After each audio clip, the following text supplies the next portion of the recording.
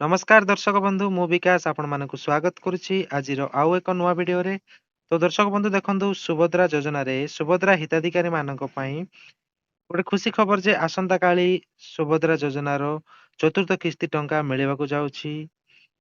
ତ ଏଇ ଟଙ୍କା କେଉଁମାନଙ୍କୁ ମିଳିବ ଏବଂ କେତେ ଜଣଙ୍କୁ ମିଳିବ, ତ ସେ ବିଷୟରେ ଆସନ୍ତୁ ଆଜିର এই ଭିଡିଓରେ ମୁଁ ସମ୍ପୂର୍ଣ୍ଣ ଡିଟେଲ୍ସ ଆପଣମାନଙ୍କୁ ଜଣାଇଦେବି।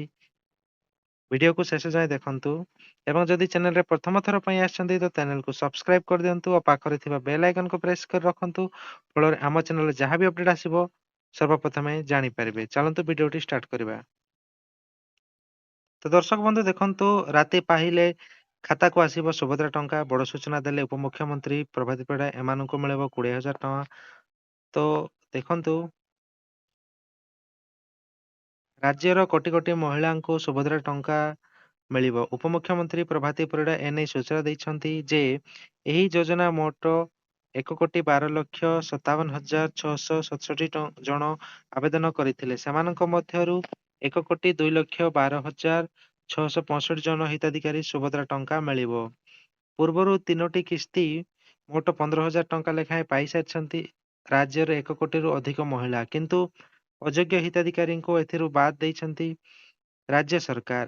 ଏହା ସହିତ ପୁନଶ୍ଚ ଭେରିଫିକେସନ ବେଳେ ଯେଉଁମାନେ ଯୋଗ୍ୟ ଥିବା ଜଣାପଡିଥିଲେ ସେମାନଙ୍କୁ ବି ଟଙ୍କା ପଠାଇଥିଲେ ସରକାର। ସେମାନେ ମଧ୍ୟ ଚତୁର୍ଥ କିସ୍ତି ଟଙ୍କା ପାଇବେ। ସେ ଆହୁରି କହିଛନ୍ତି ଯେ ଆସନ୍ତାକାଲି 5,000 କୋଟିରୁ ଅଧିକ ଟଙ୍କା ସିଧାସଳଖ ସୁଭଦ୍ରା ହିତାଧିକାରୀଙ୍କୁ ବ୍ୟାଙ୍କ ଆକାଉଣ୍ଟକୁ ଟ୍ରାନ୍ସଫର ହେବ। ଏହି ଅବସରରେ ତାଳବଣିଆ ଠାରେ ଏକ ବିଶାଳ କାର୍ଯ୍ୟକ୍ରମ ଆୟୋଜନ ହେବ। କାର୍ଯ୍ୟକ୍ରମରେ ମୁଖ୍ୟମନ୍ତ୍ରୀଙ୍କ ଉପସ୍ଥିତିରେ ହିତାଧିକାରୀମାନଙ୍କୁ ଟଙ୍କା ବଣ୍ଟନ ହେବ। ତ ଦେଖନ୍ତୁ, ନୂଆ ହିତାଧିକାରୀଙ୍କୁ ମଧ୍ୟ ମିଳିବ ଟଙ୍କା। ଯେଉଁମାନେ ନୂଆ କରି ଆବେଦନ କରିଥିଲେ ସେମାନଙ୍କୁ ମଧ୍ୟ ଏହି ଚତୁର୍ଥ କିସ୍ତିରେ ଟଙ୍କା ମିଳିବ। ଏଥିରେ 2,13,198 ଜଣ ନୂଆ ହିତାଧିକାରୀ ସୁଭଦ୍ରା ଯୋଜନା ଟଙ୍କା ପାଇବେ, ଯାହା ଗ୍ରିଭାନ୍ସ ପୋର୍ଟାଲରେ ଆସିଥିଲା। ମଧ୍ୟ ଯାଞ୍ଚ ପରେ 36,350 ଜଣଙ୍କୁ ସୁଭଦ୍ରା ଟଙ୍କା ଦିଆଯିବ। ଦେଖନ୍ତୁ, ଏହା ସହିତ ଯେଉଁମାନଙ୍କର ରିଜେକ୍ଟ ଥିଲା, ସେମାନେ ଗ୍ରିଭିଆନ୍ସ ଦେଇଥିଲେ, ସେମାନଙ୍କୁ ମଧ୍ୟ ଯାଞ୍ଚ କରାଯାଇଛି ଏବଂ ସେମାନଙ୍କୁ 36,350 ଜଣଙ୍କୁ ମଧ୍ୟ ସୁଭଦ୍ରା ଟଙ୍କା ଦିଆଯିବ।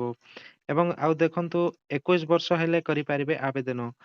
ଯେଉଁ ସରକାର କହିଛନ୍ତି ଯେ ଏପ୍ରିଲ ମାସରେ ଯେଉଁମାନଙ୍କୁ 21 ବର୍ଷ ପୁରା ହେବ ସେମାନେ ମଧ୍ୟ ଏହି ଯୋଜନା ପାଇଁ ଆବେଦନ କରିପାରିବେ। ଯେଉଁ ହିତାଧିକାରୀ ମାନଙ୍କ ବୟସ 21 ବର୍ଷ ହୋଇସାରିଛି ସେମାନେ ପାଇଁ ଏହା ଦ୍ୱିତୀୟ କିସ୍ତି ଟଙ୍କା ହେବ। ଏହି ଯୋଜନା ମାଧ୍ୟମରେ ରାଜ୍ୟର ମହିଳାମାନଙ୍କୁ ଆର୍ଥିକ ସଶକ୍ତିକରଣ ଦେବାକୁ ସରକାର ଲକ୍ଷ୍ୟ ରଖିଛନ୍ତି। ତ ଦେଖନ୍ତୁ, ଯେଉଁ ହିତାଧିକାରୀ ମାନେ ନଭେମ୍ବର ମାସରେ ଆବେଦନ କରିଥିଲେ ଏବଂ ଜାନୁଆରୀ 22ରେ ପ୍ରଥମ କିସ୍ତି ଟଙ୍କା ପାଇଥିଲେ, ସେମାନେ ମଧ୍ୟ ଏହି ମାର୍ଚ୍ଚ 8ରେ ଦ୍ୱିତୀୟ କିସ୍ତି ଟଙ୍କା ପାଇବେ। ତ ଦର୍ଶକ ବନ୍ଧୁ ଦେଖିଲେ, ସୁଭଦ୍ରା ଯୋଜନାର ଚତୁର୍ଥ କିସ୍ତି ଆସନ୍ତାକାଲି ମିଳିବାକୁ ଯାଉଛି। ପ୍ରାୟ 1 କୋଟିର ଉର୍ଦ୍ଧ୍ୱ ମହିଳାଙ୍କୁ ଏହି 5,000 ଟଙ୍କା ମିଳିବ। ତାଳବଣିଆ ଠାରୁ ସିଧାସଳଖ ଡିବିଟି ମାଧ୍ୟମରେ ଆପଣମାନଙ୍କର ଖାତାକୁ ପ୍ରଦାନ କରିବେ ମୁଖ୍ୟମନ୍ତ୍ରୀ। ଏବଂ ଆଉ ଗୋଟେ ଖୁସି ଖବର ଯେ ଯେଉଁମାନଙ୍କର 21 ବର୍ଷ ହେଇଯିବ ଏପ୍ରିଲ ମାସରେ, ସେମାନେ ମଧ୍ୟ ନୂଆ କରି ଆବେଦନ କରିପାରିବେ ଏବଂ ସୁଭଦ୍ରା ଯୋଜନାର ଲାଭ ଉଠାଇ ପାରିବେ। ଭିଡିଓଟି ଏତିକିରେ ଶେଷ କରୁଛି। ଭିଡିଓଟି ଭଲ ଲାଗିଥିଲେ ଲାଇକ୍ କରନ୍ତୁ ଏବଂ ଚ୍ୟାନେଲରେ ନୂଆ ଆସିଥିଲେ ଚ୍ୟାନେଲକୁ ସବସ୍କ୍ରାଇବ କରିଦିଅନ୍ତୁ।